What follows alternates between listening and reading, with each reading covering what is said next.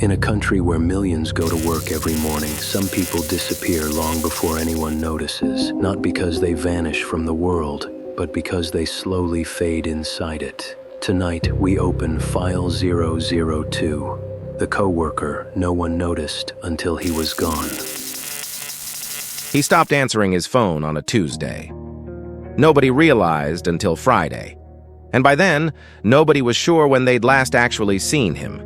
His name was Michael Brennan, and for 6 years he worked in Cubicle 14B at Vantage Solutions, a mid-size insurance underwriting firm in a forgettable office park off Route 32.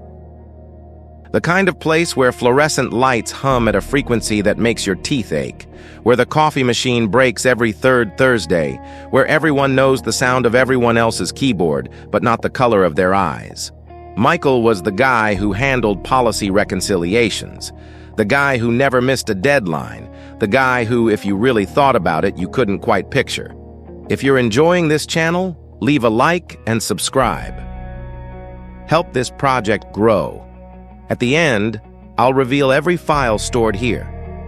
I didn't work at Vantage Solutions. I'm a freelance researcher, the kind people hire when HR needs a paper trail or when a lawsuit requires reconstructing timelines nobody bothered to document while they were happening. I was brought in 3 weeks after Michael disappeared because his absence had created what the regional manager called an administrative gap. That was the phrase she used, not a tragedy, not a concern. An administrative gap. The office occupied the 3rd floor of a building that looked like every other building in the complex. Beige brick, tinted windows, a parking lot that could have been anywhere in America. Inside, the carpet was that specific shade of gray-blue that exists only in corporate spaces, designed to hide stains and absorb sound and make everyone who walks on it feel slightly nauseated. The air always smelled like recycled breath and printer toner. Michael's desk was in the back corner, near the emergency exit that nobody had ever used, Cubicle 14B. When I first stood in front of it, I felt something I couldn't name. Not quite sadness, not quite unease, something closer to recognition. The desk was clean, too clean. No coffee rings, no sticky notes, no framed photos or novelty mugs or small acts of personality. Just a monitor, a keyboard, a mouse, and a desk calendar still turned to September, even though it was now late October. Someone had left a box on the chair. Cardboard, unmarked. The kind you get from supply closets when you need to pack up someone's life in a hurry. "We kept his things for a while," said Angela from HR, standing behind me with her arms crossed. She was maybe 40, with the kind of smile that never reached her eyes. "But we need the space. New hire starts Monday. How long was he gone before someone checked on him?" She hesitated. "We sent emails." "How long?" "A week. Maybe 8 days." 8 days? People assumed he was working remotely. It's allowed 2 days a week. He usually took Tuesdays and Thursdays. But he didn't request remote work that week. No, but he didn't request in-office either. He just stopped logging in. I looked at the desk again. There was a small stain on the edge, something dark and faded, maybe ink or coffee from months ago. I touched it with my finger. It felt permanent. "Did anyone call him?" I asked. Eventually, voicemail. "Did anyone go to his apartment?" That's when we got the police involved. They did a wellness check. He wasn't there. No signs of struggle. Nothing missing except him. I opened the top drawer. It was almost empty. A pack of gum, 3 pens, a highlighter that had dried out years ago. In the back, under a stack of blank sticky notes, I found a receipt from a diner called The Rosewood, dated 2 months ago. Coffee and toast, $4.63, paid in cash. "Did he have friends here?" I asked. Angela looked uncomfortable. "I don't think so. He was quiet. Quiet or invisible?" She didn't answer.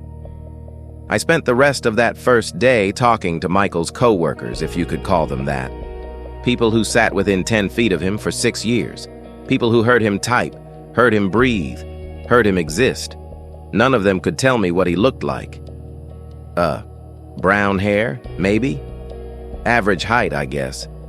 I think he wore glasses. Did he? I'm not sure. It was like trying to reconstruct a ghost. Every description contradicted the last. One person said he was thin. Another said he was stocky. Someone swore he had a beard.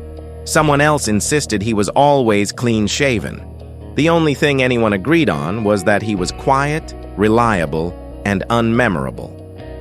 He never went to lunch with anyone, said Derek, the guy in cubicle 13B right next to Michael's.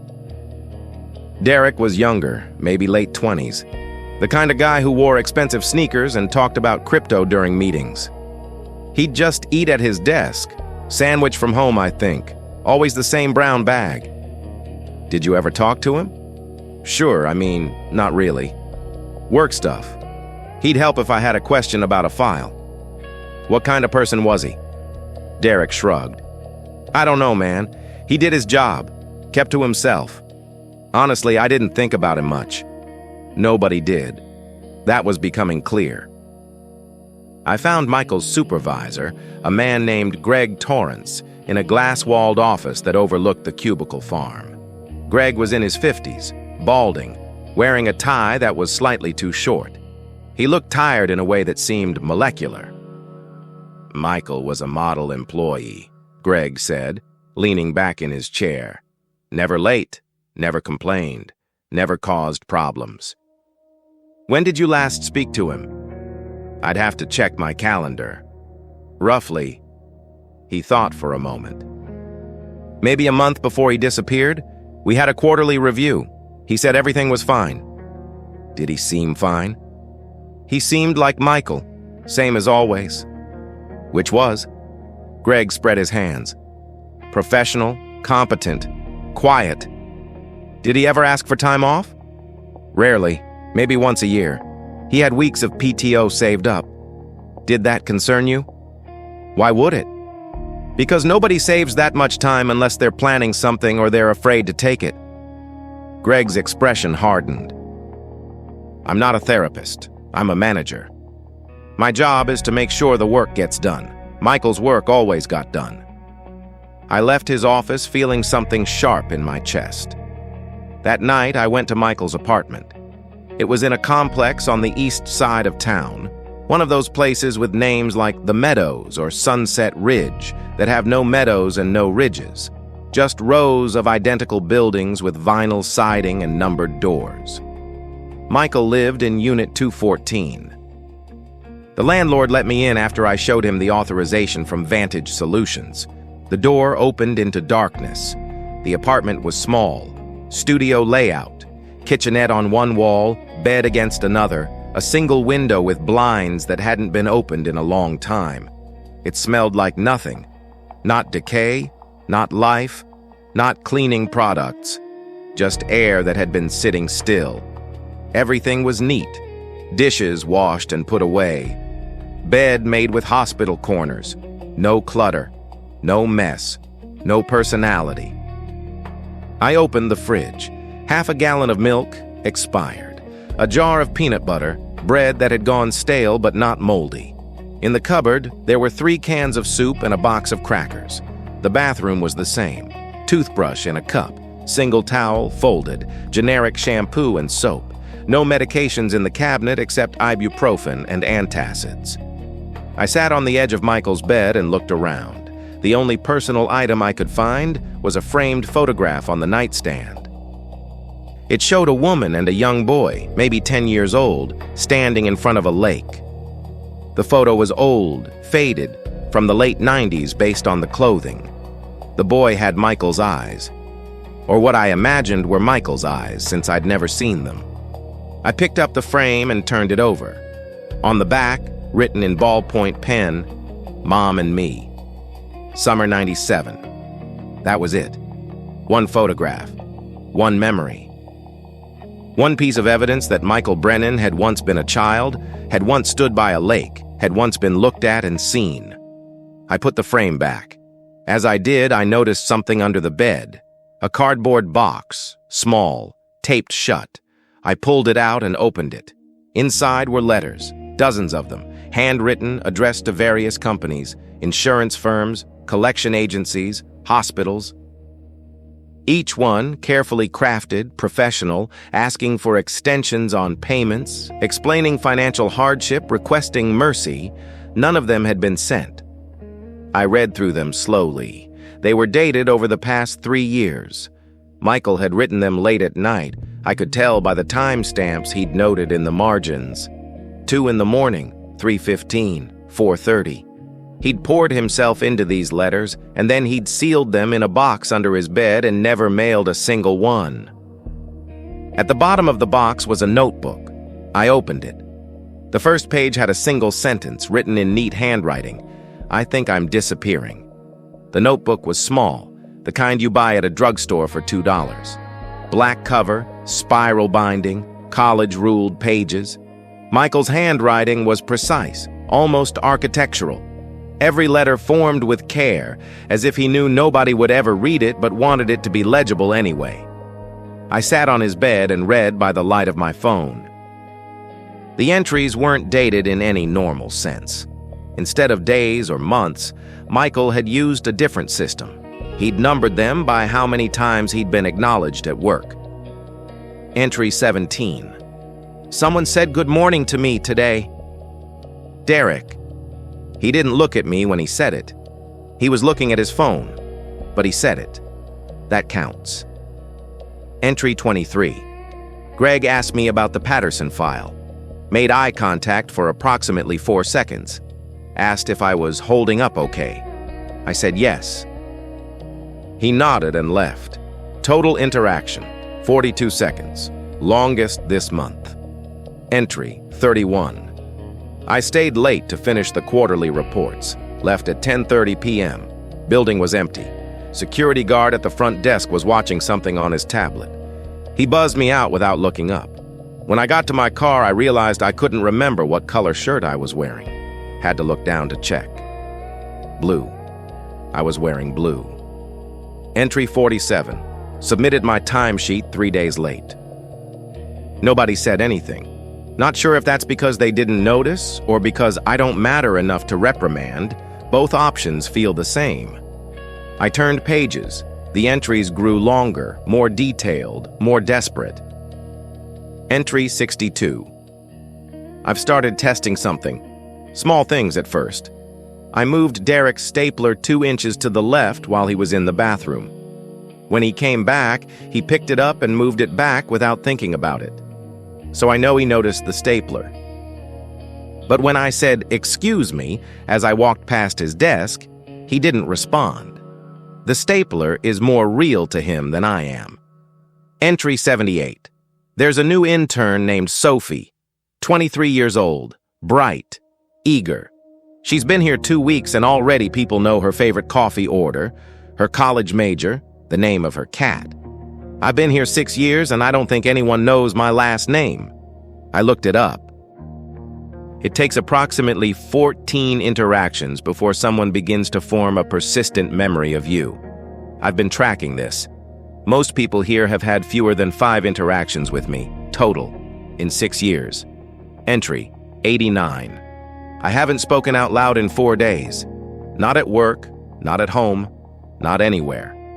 My voice feels strange when I test it in the car, like it belongs to someone else, like I'm dubbing over my own life." The handwriting started to change around entry 100. Still legible, still careful, but smaller, compressed, as if he were trying to take up less space even on the page. Entry 103. "I think I figured it out. I'm not being ignored. You have to be seen first to be ignored. I'm something else. I'm ambient, like the hum of the refrigerator or the feeling of your clothes on your skin. You know it's there, but you never think about it. And if it stopped, you might not notice right away. You just feel like something was different. Off. But you wouldn't be able to say what." Entry 112. "Today I walked through the office without my ID badge. Nobody stopped me. I don't think security even looked at me. I could have been anyone. I could have been nobody. Maybe I am. Entry 127. I missed 3 days of work last month. Just didn't come in. Nobody called, nobody emailed. When I came back, I checked my desk for notes, messages, anything. Nothing. I asked Derek if I'd missed anything important. He said, "When were you gone?" I told him. He looked confused. Said he hadn't noticed. I believe him. Entry 141. I've been eating the same lunch for 3 years. Turkey sandwich, apple, bottle of water. I pack it the night before. Sometimes I forget to eat it. It sits in the break room fridge with my name on the bag. Michael in black marker. Last week someone threw it away. I watched them do it. They didn't read the name, just saw an old lunch and threw it in the trash. I didn't say anything. What would I say? That bag had more presence than I did. I stopped reading and looked around the apartment again. Everything made sense now in a way that made my stomach hurt. The emptiness wasn't depression, it was precision. Michael had been conducting an experiment. He'd been testing the limits of his own invisibility. I kept reading. Entry 158. There's a theory in physics called quantum erasure. The idea is that you can make something vanish by removing all information about its existence. Not the thing itself, the information. I wonder if that's what's happening to me. Not all at once, gradually. One forgotten conversation at a time. One unreturned email. One moment of eye contact that never happens. Eventually, there's no information left. No proof I was ever here. And then what? Do I disappear? Or do I keep existing in a space where existence doesn't matter? Entry 173. I tried something today. I wore a red shirt to work, bright red. The kind of red that demands attention. I wanted to see if anyone would comment. Nobody did. But here's the thing. When I got home and looked in the mirror, I was wearing blue. I'm certain I put on red this morning. I remember doing it. But the shirt in the mirror was blue. Same shirt I always wear. So either I'm losing my mind or I've lost the ability to affect the visible world. Both options are terrifying. Both options feel true. The entries started to skip numbers after that. 173, then 192, then 208. The gaps grew larger. The handwriting grew smaller. Entry 241. I haven't told anyone about this notebook. Who would I tell? But I think someone knows anyway. I can feel it, like the apartment is watching me. Like the walls are taking notes. I know that sounds insane. Maybe it is insane. But I've started leaving markers, small things. A book turned upside down, a cup placed on the right side of the sink instead of the left. When I come home, they've been moved, always moved. Never where I left them. I live alone. I've always lived alone. So who's moving them? Entry 267. I looked at my employment file today. Snuck into HR during lunch when Angela was away from her desk. Found my folder. There was a photo stapled to the first page. Employee ID photo. They take them on your first day. I looked at the photo for a long time. I don't recognize the person in it. I mean, I know it's supposed to be me. Same name, same hire date. But the face is wrong. Or maybe my face is wrong now. Maybe I've changed so much that I don't match my own documentation. The person in that photo looked alive. Looked like he expected something from the world. I haven't felt that way in years. Entry 300. 12. I'm writing this at 4 in the morning. I can't sleep anymore. Every time I close my eyes, I see the office. The same fluorescent lights, the same gray-blue carpet, the same cubicle walls. And I'm there, sitting at my desk, and nobody walks by. Nobody looks at me. I'm there for hours, days, years, just sitting, just existing in a space that doesn't acknowledge existence. And when I wake up, I can't tell if I was dreaming about work or remembering it. It all feels the same. The last entry was numbered 356, nearly a full year of cataloged invisibility. The handwriting was almost microscopic now, cramped and desperate. Entry 356. I think I'm going to stop coming to work. Not quit, not formally. Just stop showing up. See how long it takes for someone to notice. I've been running the numbers. Based on my observations, I estimate it will take approximately 8 to 10 business days before anyone realizes I'm gone. And even then, they won't be worried about me. They'll be worried about the work, the policy reconciliations, the quarterly reports. They'll be annoyed that they have to figure out my filing system, but they won't wonder where I went. They won't wonder if I'm okay, because to wonder about someone, you have to remember they exist, and I don't think I exist to them anymore. I don't think I exist to anyone. Sometimes I don't think I exist to myself. That was it. The last entry, no conclusion, no goodbye. Just a hypothesis about how long it would take for his absence to create friction. He'd been right. 8 days. Almost exactly what he'd predicted.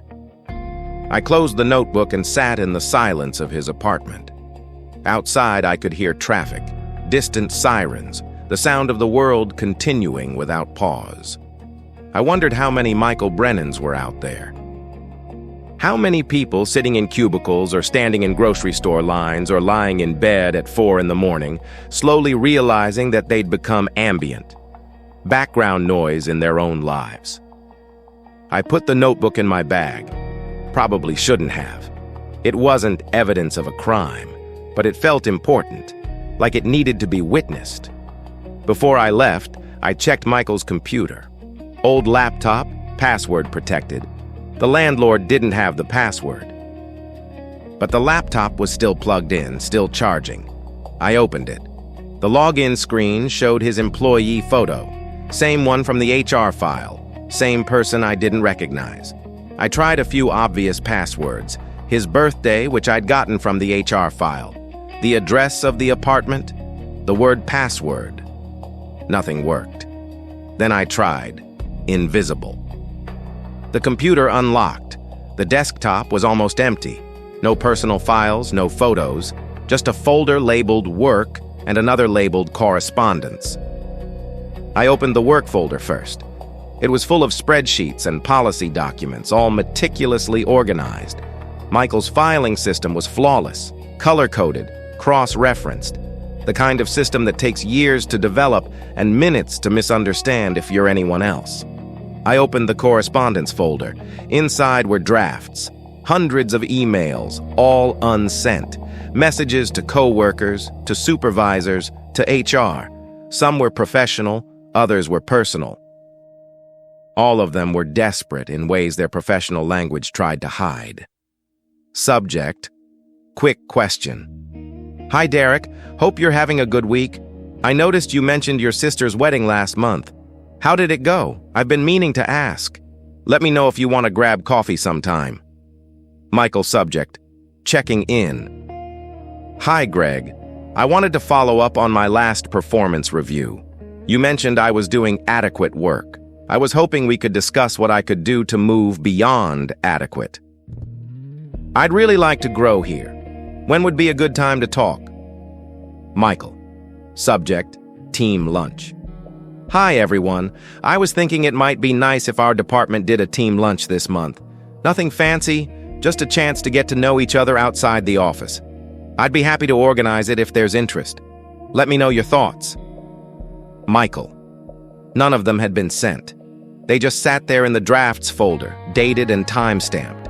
Some were from years ago. Some were from weeks before he disappeared.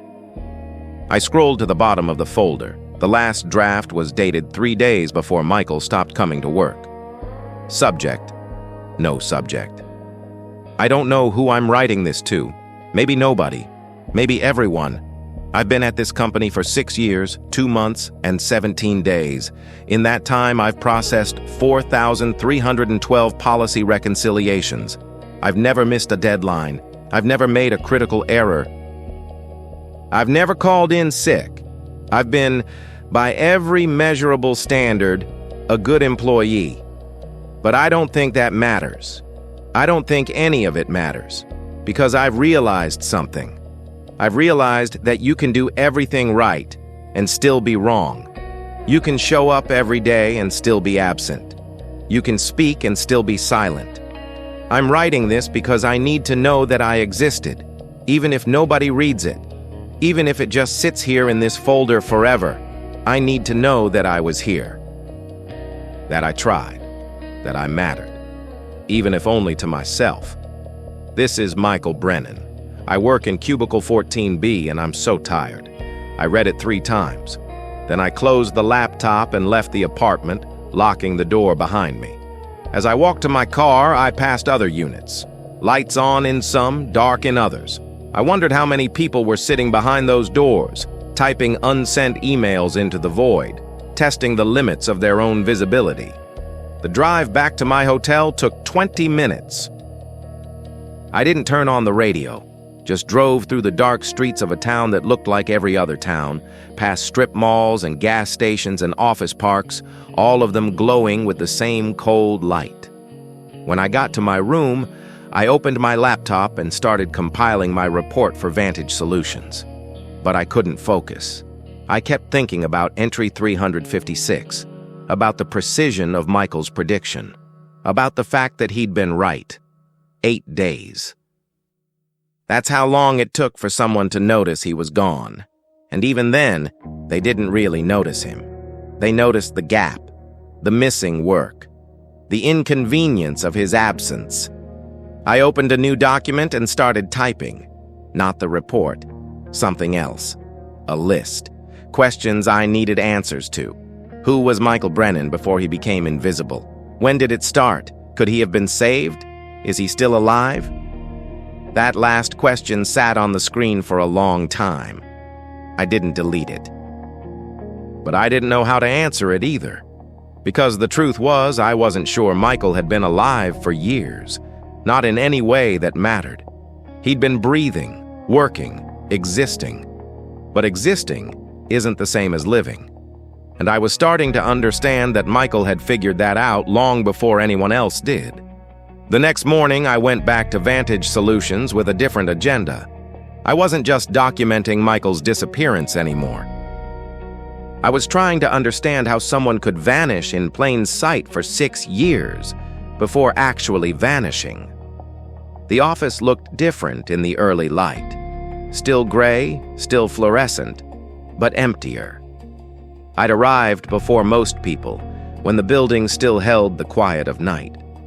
A few early arrivals sat at their desks with coffee, staring at screens with the glazed expression of people who stopped seeing what they were looking at years ago. I went straight to IT. A guy named Paul worked there, mid-30s, the kind of person who wore graphic tees under button-ups and kept action figures on his desk. He looked surprised when I walked in. Need something? I need to see Michael Brennan's work logs. Email activity, system access, everything you've got. Paul scratched his beard. Yeah, I pulled that for HR already. Pretty standard stuff. Can I see it? He shrugged and turned to his computer, typing with the casual speed of someone who lived half their life in command prompts. A minute later, he pulled up a spreadsheet. Here, this goes back 6 months. His login times, logout times, email sent and received, files accessed, all automatic logs. I leaned in to look. The pattern was immediately wrong. Michael had logged in every single day, Monday through Friday, never missed. But the times were strange.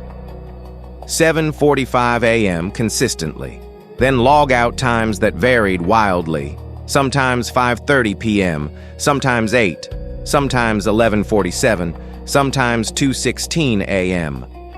He was working until 2 in the morning? Looks like it. Not every night, but pretty regular. Maybe once a week. Did anyone authorize overtime? Wouldn't need to. He's salaried. So he could work 18-hour days and nobody would know. Technically, yeah. I mean, we'd know. Paul gestured at the screen. It's all logged, but nobody monitors this stuff unless there's a reason. Security breach, harassment complaint, something like that. What about his emails? Paul clicked over to another tab. Outgoing emails are pretty steady. 30 to 50 a day, all work-related. Incoming is about the same. Can you show me the last month before he disappeared? Paul filtered the data. I watched the numbers change. Michael's outgoing emails dropped in the final 2 weeks. From 40 per day to 30, then 20, then 15. The last 3 days before he stopped coming to work, he'd sent only 7 emails total. Is that normal? I asked. For him? No, his average was way higher. What about incoming? People emailing him? Paul checked. Also dropped, but not as much. Looks like people were still sending him work requests. He just wasn't responding as much. And nobody flagged that? Why would they? Maybe he was busy. Maybe he was catching up on backlogged stuff. People don't monitor each other's email volume. I thought about the unsent drafts on his personal laptop. All those attempts at human connection, typed and deleted and saved in a folder nobody would ever open. Can you show me his most frequent contacts? Paul ran another filter. A list appeared. Greg Torrance, his supervisor. Derek from the adjacent cubicle. A few people from other departments. Angela from HR. The usual suspects. Can you show me the content of his last emails? The final 7 he sent? Paul hesitated. That's technically private. He's missing. This is part of the investigation. Right. Yeah. Okay. He pulled them up. I read them on his screen, leaning over his shoulder. They were all work emails, policy clarifications, status updates, file transfers, professional, concise, polite. The kind of emails that could have been written by anyone or by nobody. They had the grammar and structure of human communication, but none of the warmth. The last email Michael ever sent was to Greg Torrance, sent at 11:53 p.m., 2 days before he disappeared. Subject: Q4 reconciliation files. Greg, all Q4 reconciliation files have been updated and uploaded to the shared drive. File naming convention follows the standard protocol. No outstanding issues. Let me know if you need anything else. Michael. That was it. No signature beyond his name. No pleasantries. Just information transfer. A machine confirming task completion. What about his browser history? I asked. Can you pull that? Company computers log all web traffic. Give me a second. Paul opened another database. Michael's browsing history appeared. It was sparse, mostly work-related sites, insurance databases, industry publications, email. But there were other sites too, scattered throughout. Wikipedia articles about loneliness. Psychology Today, pieces about workplace isolation. A Reddit thread titled, "Does anyone else feel invisible at work?" Forums about burnout. Articles about people who disappeared and were never found. Jesus, Paul muttered. When did he start looking at this stuff? Paul checked the dates. About a year ago, maybe a little more. Just a few searches at first, then more frequent. By the end, he was looking at this kind of thing almost daily. During work hours? Mostly after hours. Late at night, 2, 3, 4 in the morning. I thought about Michael sitting in his cubicle at 4 a.m., the office dark around him, searching for proof that other people felt the way he did, looking for evidence that he wasn't alone in his loneliness. Can you print all of this for me? Sure, might take a few minutes. While Paul printed the logs, I walked back out to the main floor. More people had arrived. The office was filling with the sounds of a workday beginning. Keyboards clicking, phones ringing, the coffee machine groaning, conversations about weekends and weather and nothing. I stood in front of cubicle 14B again. Someone had started using it. A young woman, maybe 25, unpacking a box of personal items. Photos, a small plant, a mug that said, "Monday Mood." "You're the new hire?" I said. She looked up, startled. "Oh. Yes, started today. I'm Jessica." Did they tell you about the person who had this desk before? Not really. Just that it was available. I nodded. He was here for 6 years. Never missed a day. Did good work. Jessica looked uncomfortable. That's good. Nobody talks about him. I'm sorry? The guy who sat here, Michael Brennan. Nobody here talks about him. It's like he never existed. She shifted in her chair. I don't really know what to say to that. You don't have to say anything. Just thought you should know someone was here before you. Someone who mattered even if nobody remembers that he did. I walked away before she could respond. I felt bad for making her uncomfortable, but I also felt like someone needed to say it. Someone needed to acknowledge that Michael Brennan had occupied that space, had breathed that air, had existed. I found Derek at his desk. He was typing something, focused on his screen. Can I ask you something? He looked up. Yeah, sure. You sat next to Michael for 6 years. What do you remember about him? Derek leaned back. I mean, we talked about this already. He was quiet, kept to himself. But what do you actually remember? Not generalizations, specific moments, things he said, things he did. Derek frowned, thinking. I don't know, man. It's hard to remember specific stuff. We didn't really interact that much. You sat 10 feet apart for 6 years. Yeah, but that doesn't mean we were friends. We were just co-workers. Did you know he was working until 2 in the morning sometimes? What? No. How would I know that? Did you know he'd saved up 3 years of vacation time and never used it? I don't keep track of other people's PTO. Did you know he wrote you emails and never sent them? Asking about your life, trying to connect. Derek's expression changed. Something guilty flickered across his face. Look, I don't know what you want me to say. I didn't know the guy. That's not my fault.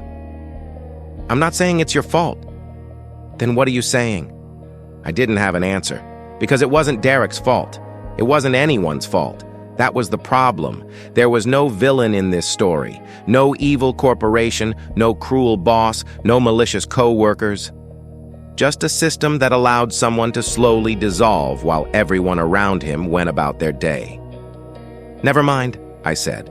Sorry to bother you. I spent the rest of the morning interviewing more people. Same questions. Same non-answers. Everyone remembered that Michael existed, but nobody remembered Michael. They remembered the idea of him, the placeholder, the guy in cubicle 14B who did policy reconciliations. By lunch, I was exhausted. Not physically, emotionally. The kind of tired that comes from staring at something too long and realizing it's darker than you thought. I went to the Rosewood, the diner from the receipt I'd found in Michael's desk. It was the kind of place that existed in every American town. Vinyl booths, laminated menus, coffee that tasted like it had been brewing since the Reagan administration. A waitress who looked about 60 took my order without making eye contact. I ordered coffee and toast. Same thing Michael had ordered, $4.63. While I waited, I looked around. There were maybe 10 other people in the diner, a couple in the corner booth, a construction worker at the counter, a woman with a laptop who looked like she was working remotely. Nobody talked to each other. Everyone existed in their own bubble. The waitress brought my coffee. I stopped her before she could walk away. Do you remember a guy who used to come in here? Quiet. Came alone. Usually ordered coffee and toast. She looked at me like I'd asked her to recite pi to 50 decimal places. Honey, I see 100 people a day. They all blur together. He would have been a regular. Maybe once or twice a week for years. She shrugged. Could be anybody. You got a picture? I pulled out my phone and showed her the employee photo from Michael's HR file. She squinted at it. Maybe? I don't know. He looks like a lot of people. He paid in cash, always cash. Lots of people pay cash. I put my phone away. Thanks anyway. She walked off. I drank my coffee and stared at the toast I didn't want. Michael had sat in this diner, maybe in this exact booth, and nobody remembered him. He'd exchanged money for food, occupied space, consumed resources, but he'd left no impression, no mark, no proof he'd been here except for a faded receipt in a desk drawer. My phone buzzed. Email from Paul in IT. Subject, one more thing. Hey, I kept digging after you left. Found something weird in Michael's file access logs. He had a folder on his personal drive called Evidence. It's password protected. Want me to try to crack it? I typed back immediately. Yes, let me know what you find. I sat in that diner for another hour, watching people come and go. None of them looked at each other. None of them talked beyond transactional exchanges with the waitress. Everyone was alone together, separated by invisible walls they didn't know how to breach. When I finally left, I noticed something I'd missed before. On the wall near the exit, there was a bulletin board. Community notices, lost pets, yard sales, tutoring services, and in the corner, almost hidden behind a flyer for guitar lessons, was a small handwritten note card. If you're reading this, you're not invisible. You exist. You matter. Don't give up. No name, no date, no explanation. Just that message, written in neat architectural handwriting I recognized from the notebook under Michael's bed. I stood there staring at it for a long time. The waitress walked past, didn't look at me, didn't notice what I was looking at. The card had probably been there for months, maybe years, and nobody had seen it except me. I took a photo of it with my phone. Then I walked out into the afternoon sun, into a parking lot that looked like every parking lot, and drove back to Vantage Solutions to see what Michael had left in a folder called Evidence. Paul met me at the door to the IT office, his expression different than before. Less casual, more unsettled. I got into the folder, he said quietly. You need to see this. He led me to his desk and pulled up the files. The folder labeled Evidence contained 37 documents, spreadsheets, text files, photos, recordings, all of them meticulously organized with dates and timestamps. What is this? I asked. It's documentation. He was tracking everything. Paul opened the first file. It was a spreadsheet titled Interaction Log. Columns for date, time, person, type of interaction, duration, and notes. It went back 3 years. Thousands of entries. September 14th, 9:23 a.m. Derek, verbal, 8 seconds. Morning. No eye contact. Spoke while walking past, not sure if greeting was directed at me or general acknowledgement of shared space. September 14th, 2:17 p.m. Greg, email, subject, policy update. Automated mass message, not personalized, no response required. September 15th, 8:01 a.m. Angela, visual, 3 seconds. Made eye contact in hallway. Looked away immediately. Possible recognition or possible accident. It went on and on. Every interaction Michael had with another human being at work, cataloged and analyzed like data points in a study. And between the entries were gaps, long gaps. Days where the only entries were automated system messages or mass emails that went to the entire office. He was counting, Paul said, measuring his own existence by how often other people acknowledged him. I scrolled through months of data. The interactions grew sparser as time went on. More gaps, more automated messages, fewer actual human exchanges. What else is in here? Paul opened another file. Photos. Dozens of them, all taken from Michael's desk, all showing the same thing, the office around him, empty cubicles, people walking past without looking, his computer screen reflected in the window behind him, showing the time. 2 a.m., 3:47 a.m., 4:12 a.m. He was documenting the hours he spent here alone, Paul said. Look at the dates, every week, sometimes multiple times a week. He'd stay until 3, 4 in the morning taking pictures to prove he'd been there. Why? I don't know. Proof of existence? Evidence that he was working? Maybe he thought if he worked hard enough, someone would notice. There was a video file. Paul opened it. The video was dark, shot from Michael's phone, propped on his desk. The timestamp said 3:36 a.m. The office was empty, lit only by emergency exit signs and the glow of a few sleeping monitors. The video showed Michael sitting at his desk, facing the camera. He looked exhausted, older than his employee photo. His eyes had dark circles, his face was thinner, his expression was blank. He started speaking. This is entry. I don't know what number anymore. I've lost count. It's late or early. Depends on how you measure time. I've been here since 7 a.m. yesterday. It's now almost 4 a.m. Nobody knows I'm here. Security guard thinks the floor is empty. Saw him do his rounds at midnight. Walked right past my cubicle. I had my light on. I was sitting right here. He didn't see me. Michael paused, rubbing his face. I've been thinking about something. There's a philosophical question about existence. If a tree falls in a forest and nobody hears it, does it make a sound? But that's not the right question. The right question is, if a person lives their entire life and nobody truly sees them, did they exist? Not just physically, existentially. If nobody remembers you, if nobody is affected by your presence, if you could vanish tomorrow and the world would continue unchanged, then what were you? What are you?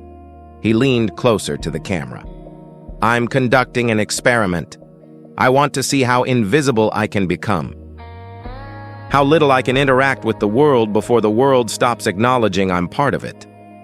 So far, the results are conclusive. I've reduced my verbal communication at work by 87% over the past year. I've stopped attending optional meetings. I've stopped initiating conversations.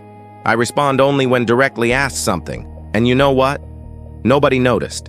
The office runs exactly the same. My work gets done. Reports get filed. The machine keeps running. I'm just a component. A replaceable part. And replaceable parts don't have names or faces or histories. They just function until they don't. Michael looked away from the camera, out at the dark office. Sometimes I think about just walking out, not quitting, not making a statement, just standing up and leaving and never coming back, seeing how long it takes for someone to realize. Days?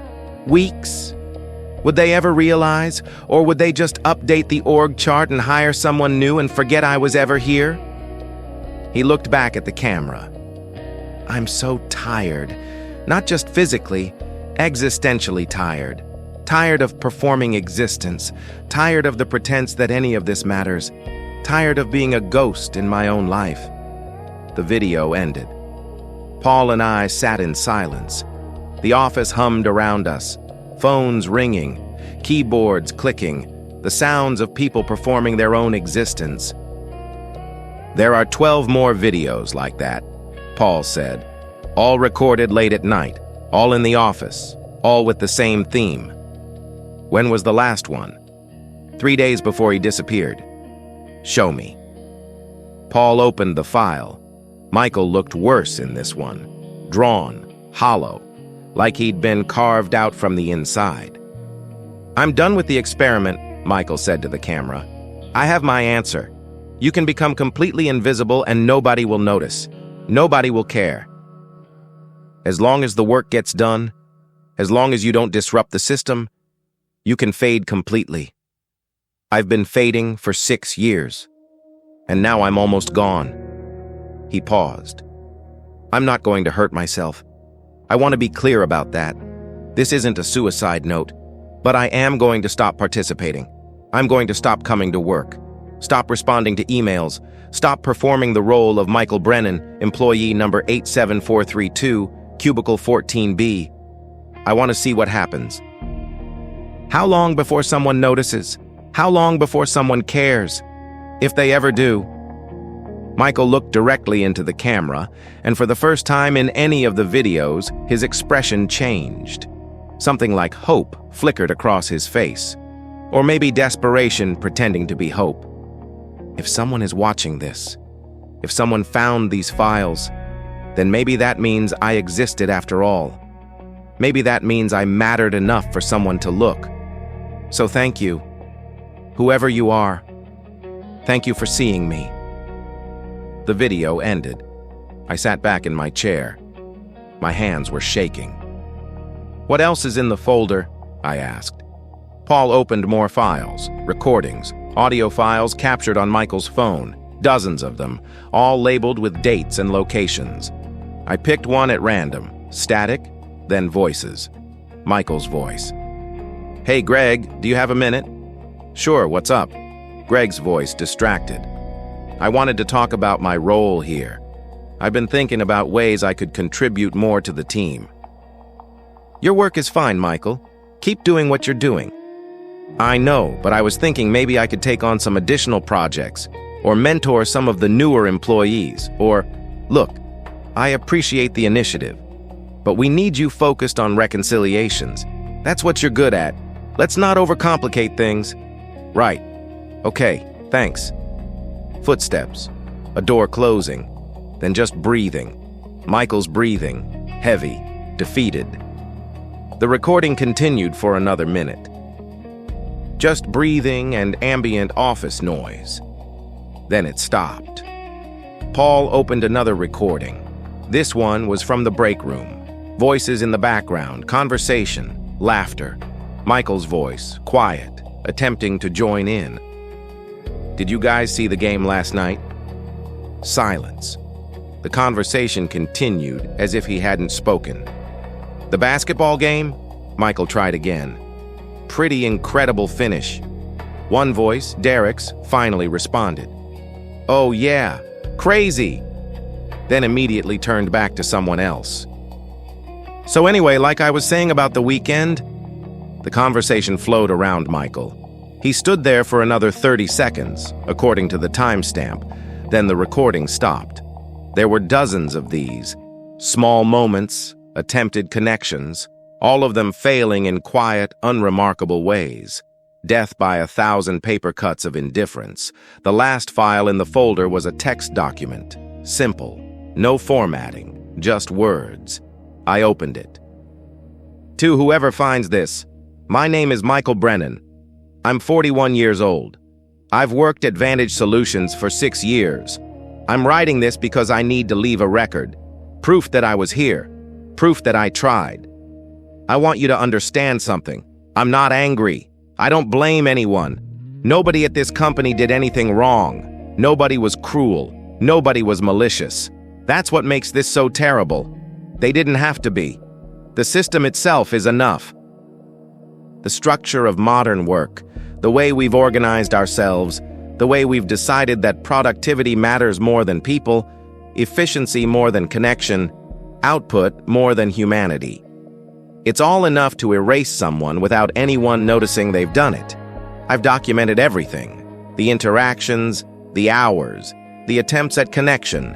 I've measured my own disappearance with scientific precision. And the conclusion is unavoidable. You can vanish in plain sight. You can cease to matter while still technically existing. You can become a function instead of a person, a process instead of a human being. I don't know what will happen after I stop coming to work.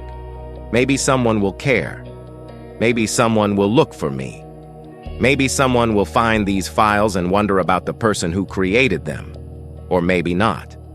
Maybe I'll just become a line in an HR report, a gap in the quarterly metrics, a minor inconvenience that gets resolved with a job posting.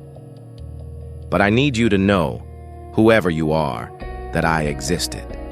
I was here. I felt things. I wanted connection. I tried to matter. And even though I failed, even though I became invisible, even though I'm about to disappear completely, I was real. My loneliness was real. My pain was real. My hope was real. If you're reading this, maybe you understand. Maybe you've felt invisible too. Maybe you've sat in your cubicle or your office or your home and wondered if anyone would notice if you vanished. If you have, then this is for you. You're not alone. Even in invisibility, we see each other. Even in silence, we hear each other. Don't let them make you disappear. Don't let the system erase you. Stay visible. Stay human. Stay loud. Fight for connection even when it feels impossible. Fight to matter even when the world tells you that you don't. I couldn't do it. I tried for 6 years and I couldn't do it. But maybe you can. This is Michael Brennan, signing off. If you remember nothing else, remember this. I was here. The document ended. I closed the file and looked at Paul. He was crying quietly, wiping his eyes with the back of his hand. I sat 3 desks away from him for 2 years, Paul said. I never said more than hello. I never asked how he was doing. I never thought about him at all. It's not your fault. Isn't it? Isn't it all of our faults? A little bit each? I didn't answer because I didn't have one. I spent the rest of that day copying Michael's files. All of them. The videos, the recordings, the interaction logs, everything. I told myself it was for the investigation, for the report. But really, it was because someone needed to witness what he'd documented. Someone needed to see what he'd seen. Before I left the office that evening, I went back to cubicle 14B one last time. Jessica was still there, setting up her space. The small plant on the desk. The photos of people who loved her. The mug that proved she existed beyond her function. I'm sorry about earlier, I said. I shouldn't have dumped that on you. She looked up. It's okay. I've been thinking about what you said. About the person who was here before. Yeah? I looked him up. In the directory. Michael Brennan. There's a photo. He looks sad. Or maybe just tired. It's hard to tell the difference sometimes. Yeah, it is. Do you think he's okay? Wherever he is? I thought about the videos, the recordings, the final message, the note at the Rosewood Diner. I don't know, I said. But I think he needed to leave. I think staying was killing him slowly. And I think he wanted someone to notice that. Did they? Notice? Someone did. Eventually. Jessica nodded. Then she did something that surprised me. She took a sticky note from her desk and wrote something on it. She stuck it to the partition wall of her cubicle. The note said, Michael Brennan worked here. He mattered. Thank you, I said. She smiled. Small. Sad. Nobody should be forgotten. I left the office and drove to my hotel. On the way, I passed the Rosewood Diner.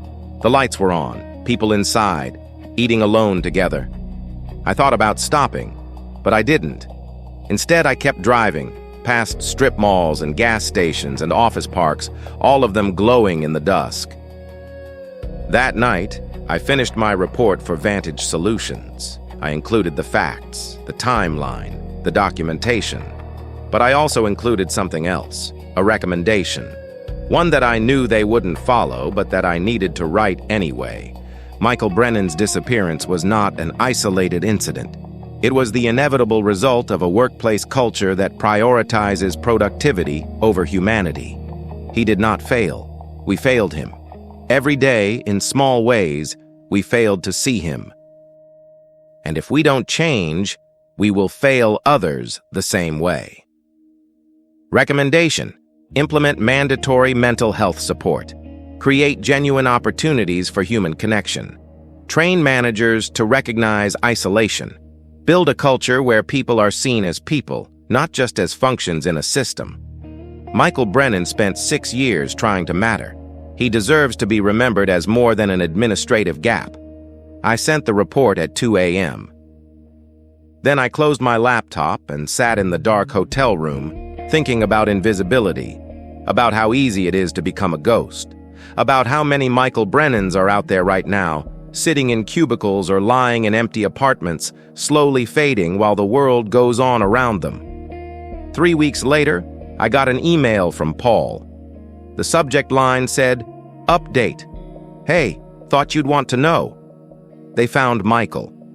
Or at least, they found where he went. He drove to Oregon, small coastal town. Got a job at a bookstore, rented a room above a coffee shop. Someone from his family tracked him down and called the police to verify he was okay. He is, physically anyway. The cops did a wellness check, said he seemed fine, quiet, didn't want to talk much, said he just needed to start over somewhere nobody knew him, somewhere he could exist without the weight of being invisible. He's not coming back, doesn't want any contact with anyone from here, and honestly, I don't blame him. Thought you'd want closure, or whatever closure looks like in a situation like this. I read the email 3 times.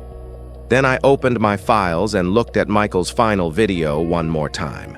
His face on the screen, his tired eyes, his quiet plea to be seen.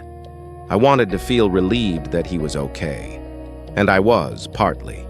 But mostly I felt something else. Something heavier. Because Michael Brennan had to erase his entire life and start over in a place where nobody knew him just to escape the feeling of being invisible. And how many people don't have that option? How many people are trapped in their invisibility year after year, slowly disappearing until there's nothing left? I closed my laptop and looked out the window of my apartment. Night, city lights, thousands of windows in thousands of buildings. And behind each one, someone existing. Someone who might be seen or might be invisible. Someone who might matter or might not. I thought about Michael's note at the Rosewood. If you're reading this, you're not invisible. You exist. You matter. Don't give up. And I thought about the sticky note in Cubicle 14B. Michael Brennan worked here. He mattered. Small gestures. Tiny acts of witnessing. Maybe that's all we have. Maybe that's all we can do. See each other. Remember each other. Refuse to let people become invisible even when the system is designed to make them that way. I don't know if it's enough, but it's something. And something is better than nothing. This is the story of Michael Brennan, who worked in Cubicle 14B for 6 years before disappearing, who documented his own invisibility with scientific precision, who left behind evidence of a life lived in the margins, who mattered even when nobody saw him. If you're reading this, if this story resonated with you, please support the channel by subscribing and tell me where you're watching from. Your comment helps decide which forgotten file we restore next. And believe me, the next one goes even deeper. Because there are more stories like Michael's, more people who vanished in plain sight, more evidence of the quiet horror of being forgotten. And maybe, if we pay attention, if we really see each other, we can stop it from happening again. Maybe.